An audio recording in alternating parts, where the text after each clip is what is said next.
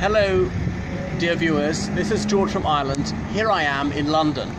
Across the street from me is Century House. As you can see, Century House is a mid-market office building constructed in the 80s. And through the 80s and into the 90s, this was the headquarters of MI6.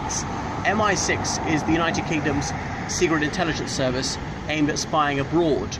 So officers would be based here in London. They'd be in contact with agents abroad.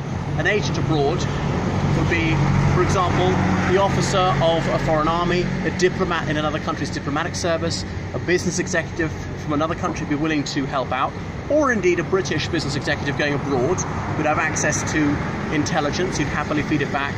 So there's a distinction between an officer and an agent. An officer must be British, and he or she is analysing this, trying to figure out what's information, what's disinformation, meeting with agents, setting tasks and so on, occasionally going abroad himself or herself under an alias, whereas an agent is often not British because he or she has access to secret information which is valuable to the United Kingdom.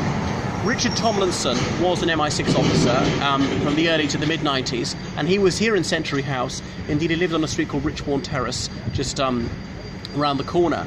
And he published The Big Breach in 2001 about his turbulent few years in MI6. It was a time of upheaval. The Cold War had just ended, and the role was changing. And indeed, the headquarters moved to Vauxhall Cross, which you might film a little bit later. So it was a fascinating revelation, that book. I highly recommend you read it. But he didn't have a very flattering view of MI6, saying it exaggerated threats, it wasn't terribly efficient, it spied on people who ought not to have been spied upon, it was excessively secretive. Incidentally, what does the MI stand for in MI6? It's military intelligence. So it was set up just before the First World War. There's MI5, which is the domestic intelligence service, as in trying to catch foreign agents and officers who are spying in the United Kingdom. The obvious question is, what happened to MI1, 2, 3 and 4? Well, at the time of the First World War they were, and they existed. I can't remember what they were all tasked with, but one was Germany, one was Austria-Hungary, another one was the Ottoman Empire, one was naval intelligence and so forth.